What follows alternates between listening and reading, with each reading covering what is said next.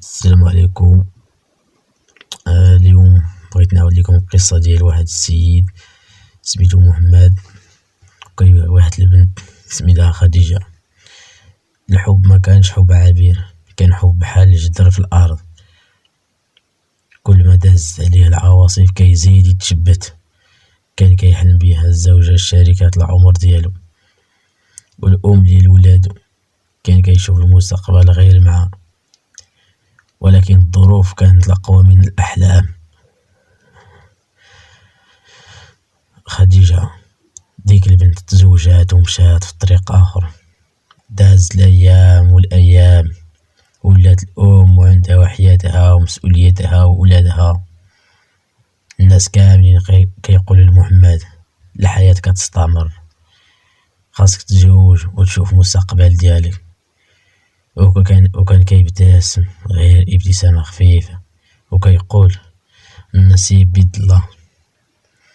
ولكن الحقيقة اللي ما كان حتى حد معرفها هو أن قلبه بقى عامر غير باسم واحد اللي هو خديجة. جاوه فرص بزاف، بنات زينات، عائلات محترمة، عروض زواج،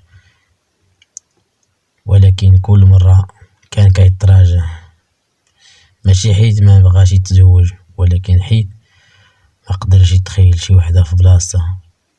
حتى منين حاول يقنع راسو مرة باش يتزوج، حس براسو ماشي غادي يتزوج باش داك الانسان اللي كيبغي، غير غادي يتسمى مزوج وصافي، وغادي يظلم معاه ديك بنت الناس اللي غيتزوج بها. قال في الداخل ديالو كيفاش ناخد شي وحدة وقلبي ماشي معاها، قلبي مع وحدة أخرى.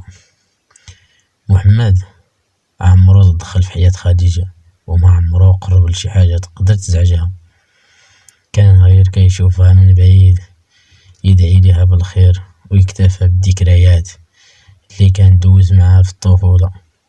حبو ما كانش طمع، كان دعاء، ما كانش مطالبة، كان وفاء. داز سنين، محمد بدا يشيب شوية بشوية، ولكن اسم خديجة باقي محفور في كل عداوة، في كل سجدة، في كل لحظة وحدة في حياته.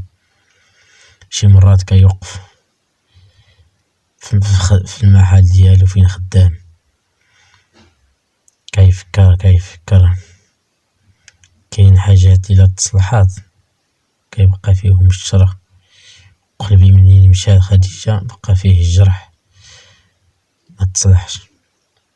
محمد ما اختارش يعيش حزين، يختار يعيش وفي، وفي عالم التبديلات فيه المشاعر بسهولة.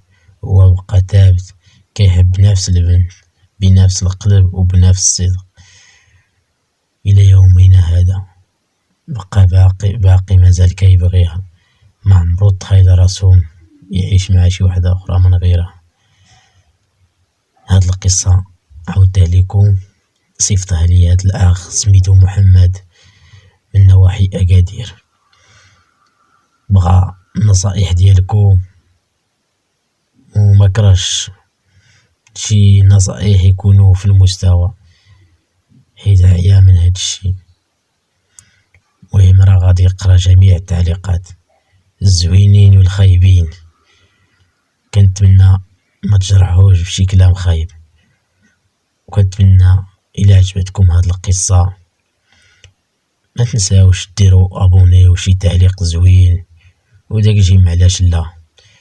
واللي عنده شي قصة ديالو بغا يعاودها ولا تكون عبرة للناس اخرين وبغا يشاركها معاهم، يصيفطها ليا